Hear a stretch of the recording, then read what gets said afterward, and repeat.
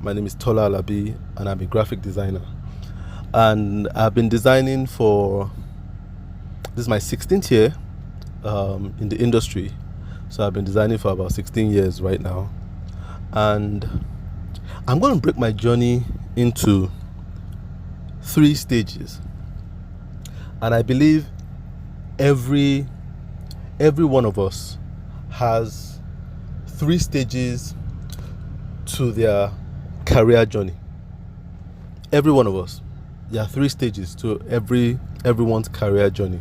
Now, the details of our journey might differ, but we are all meant to go through these 3 stages. Now, not everybody goes through these 3 stages. Some people go through just one, some people 2.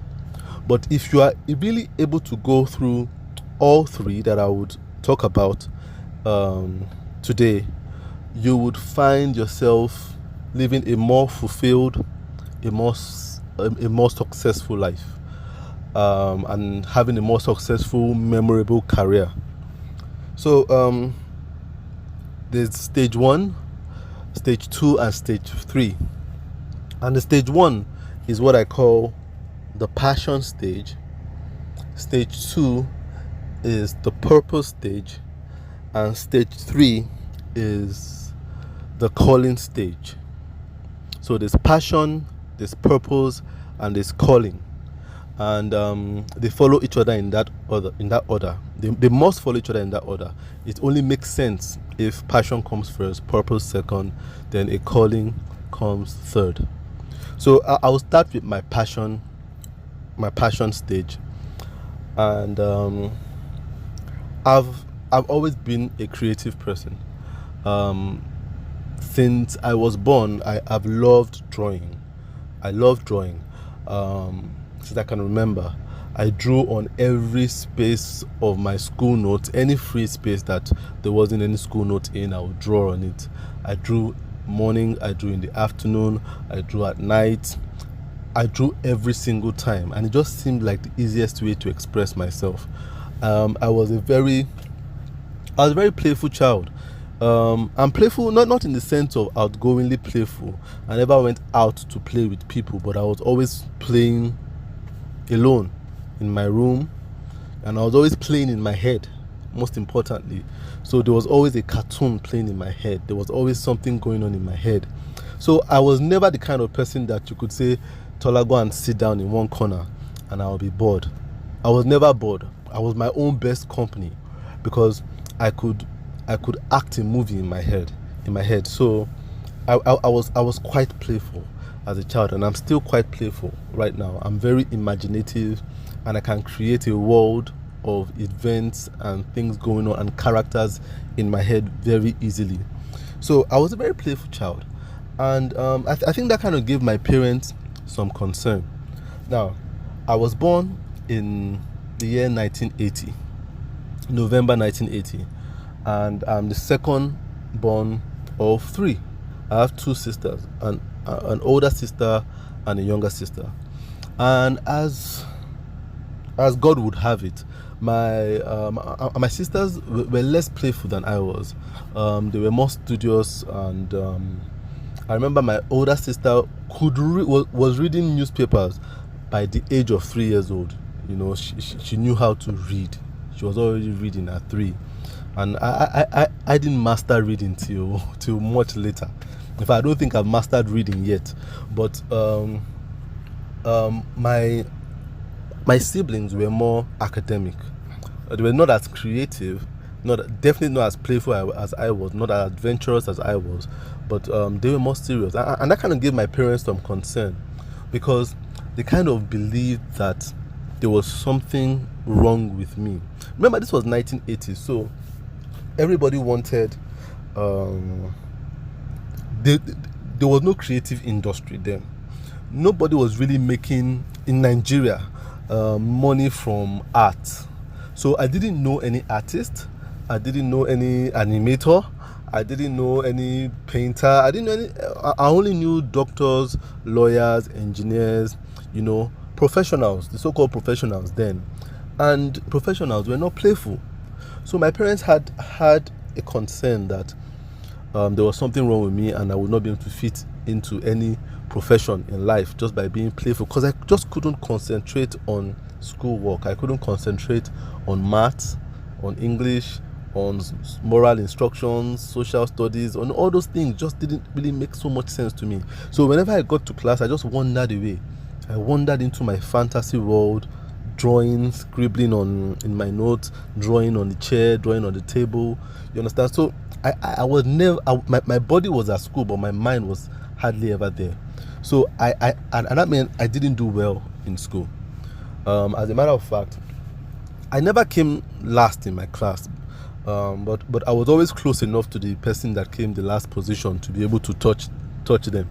So if you were 36 in class, I was about like 32. You understand? So I could see the last person much clearer than I could see the person, the top 10 people in class.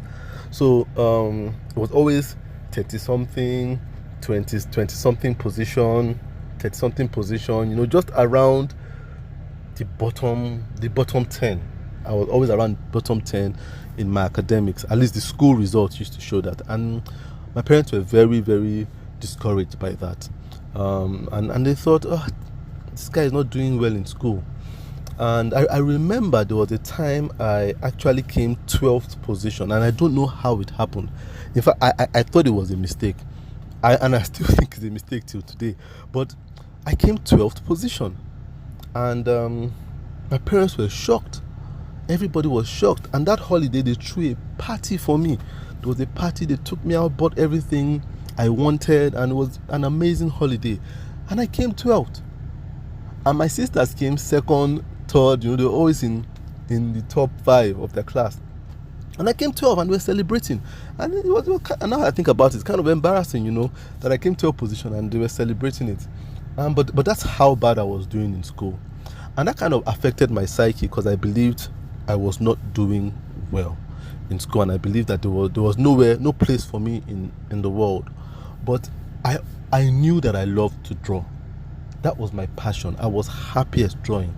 I loved drawing.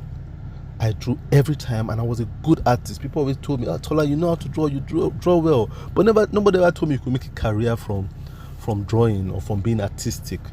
So I always felt like I was dealt a very bad card, in the sense that this thing I love to do, I couldn't be something from it in future, and that kind of discouraged me. That discouraged me a lot, and I thought I didn't fit in, and I felt very insecure.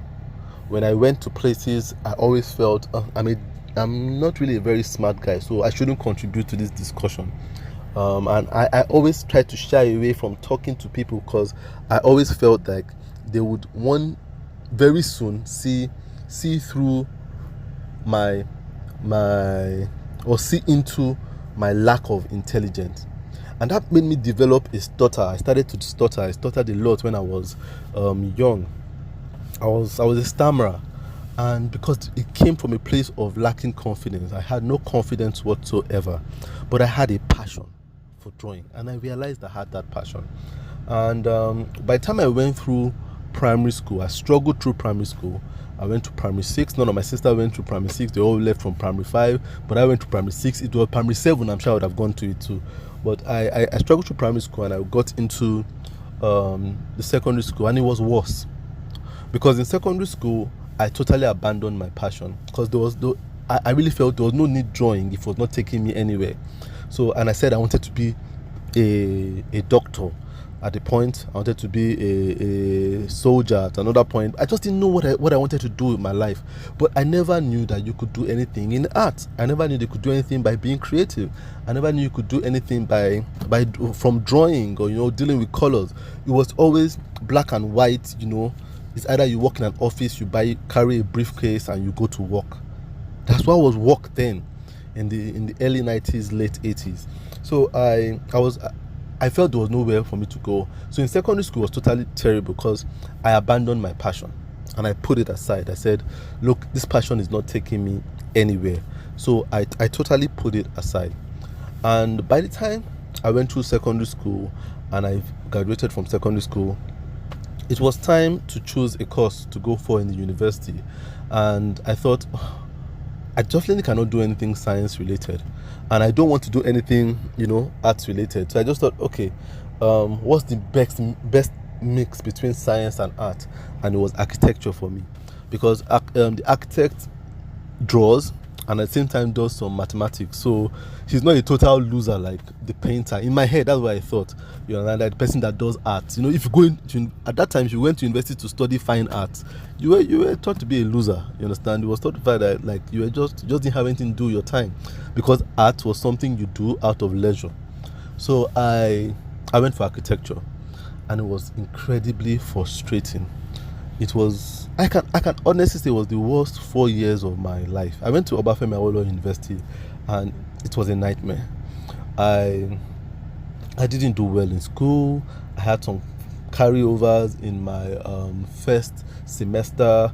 My GP was terrible, and it was just bad. I just struggled, because at that point I went to school to make my parents happy, and I studied architecture so that the society can look at me as a somewhat responsible person, even though I knew that the mathematical part of architecture, the science part of architecture was not me. I wanted to be more free with colors and things like that, but I didn't feel there was any part of society that could deal with that. So I went into studying architecture, and I didn't connect with my passion till I left school. Remember, I'd stopped drawing. I stopped drawing altogether. The last time I drew anything was in primary 6. By the time I got into GS1, I stopped drawing. University, I wasn't drawing. I wasn't doing anything art related, and I'd forgotten my passion.